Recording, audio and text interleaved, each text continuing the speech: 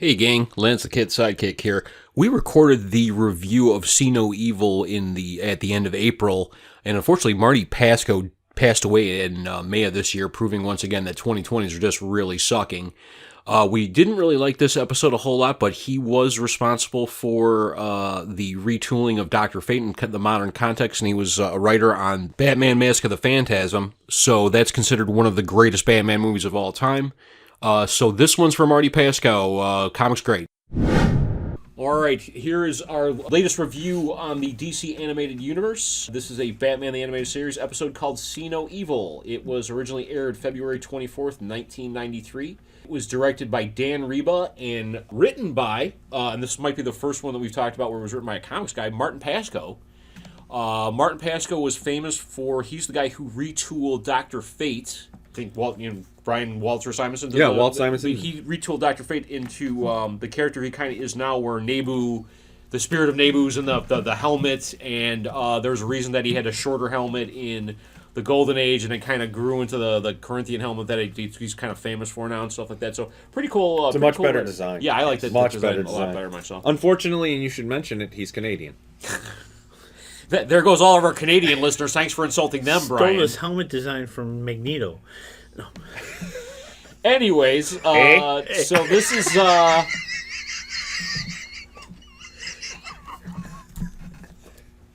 Batman meets for lack of a better word, the Invisible Man. Yes. I'll go first with this one. I actually thought the animation in this one was pretty good.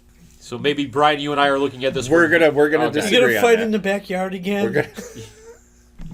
And actually, I thought the guy, and I looked this up because I thought he was really good. The guy who played the Invisible Man, I forget his name, is Martin X or whatever. It was Michael Gross, who was the dad from Family Ties. Wow! Yeah. I was like, man, because I thought he was Wow. the guy who did the voice was really good. I'm like, oh, I wonder who this is. I'm like, the dad from Family Ties did this. I'm like, he was super creepy evil in this. And I was like, oh. He really was. So those were my goods in this one. Keith, did you have any goods? I did not. Wow. Brian? I am gonna say it was a serviceable story. I think that. Yeah, the story's pretty good in this one. I think that Martin Pascoe did the Canadian flag proud. It's a leaf. It was a serviceable. I thought it was a serviceable. It was not a waste. Okay, yeah, you didn't feel like you wanted your time No. back? Okay. No, I really did think it was a pretty good. I episode. actually didn't have any bads in this, and Brian, it sounds like you had a problem with the animation. You know what? It's funny because I'll know how I feel about a thing if I actually write out the word fucking. Animation. Animation was fucking horrible. Oh. I thought. I didn't. I was not. Must be a down part of. I thought the opposite. I thought it was really cool the way they did the Invisible Guy. I thought it looked a lot like those horribly drawn Christmas specials. I just thought that the animation was was horrible. It was fucking horrible. Wow. But I did like that they gave him a pockmarked face. Yeah, that was interesting. Kind of interesting. Yeah. All right. My haw on this was like at the end, where the premise is like this guy is like his ex-wife, and he's meeting with his daughter invisibly, and he's like it's her imaginary friend, and at the end they're like, "Oh, were you talking to your invisible friend again?" "Oh no, I was talking to Batman." "Oh sure, Batman." And then they show Batman like up in the roof, like Batman's talking to like little girls in the room. I'm like, "Well, that's kind of creepy," I thought that was a little. What if you go that way? A little iffy right there. I don't know if I would have put that in there, but I did not feel very good about that either. Okay. And what I also thought was, is the mother just fucking stupid? She never learns. Yeah. Look at her choice of men. I wish you could have seen the glances that Keith and Brian just exchanged right there. It was totally worth it. I am now self-editing me because there are things that I wanted to say that I was means. Like, as soon as he's just gonna cut it out. There's no way that's making it in.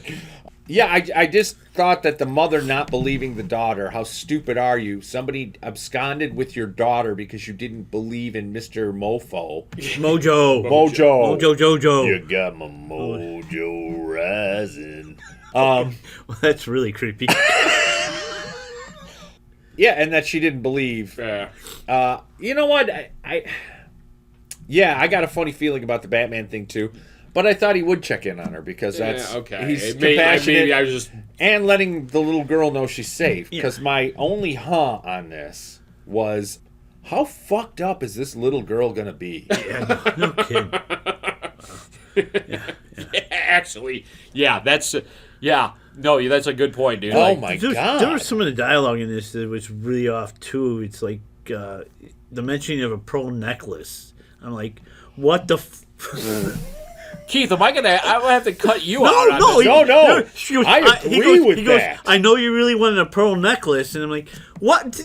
While What? he's fucking Yeah. taunting her with the a doll. after he gave her the one, and I'll bring Yeah. it to you. It's like, And Mom he's doesn't invisible in notice? the room. Yeah, it's creepy as.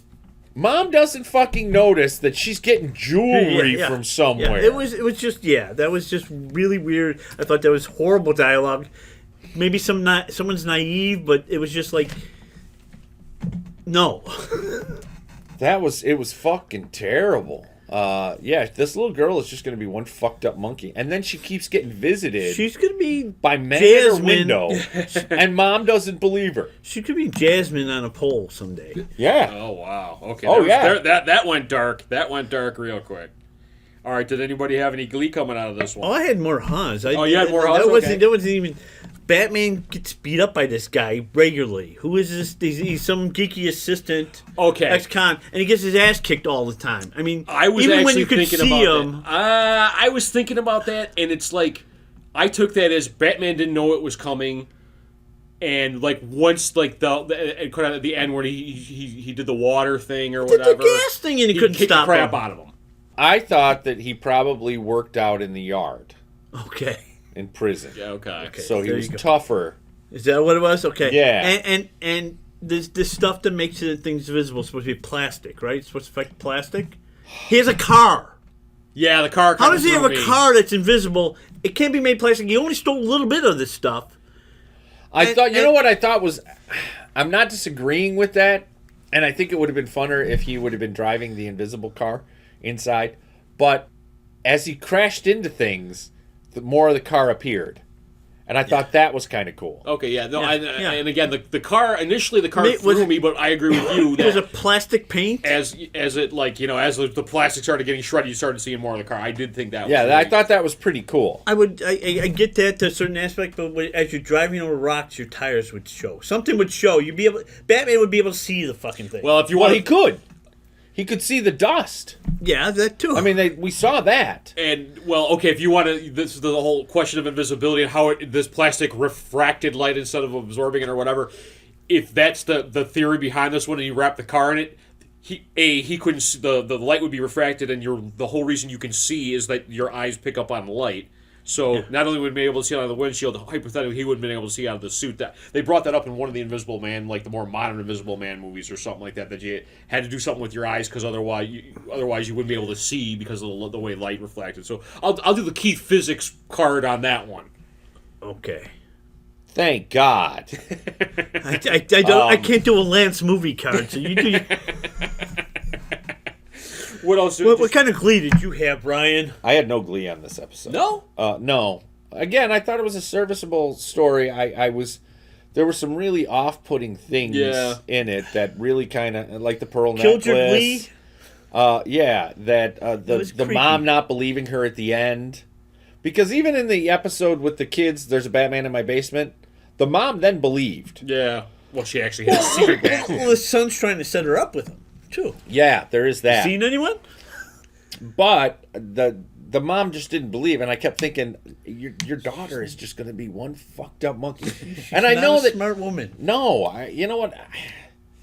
Okay. Keith, did you have any glee out of this one? I had one little bit glee. It's when Batman's on the car and he goes by the kids and he goes, I didn't think he could fly.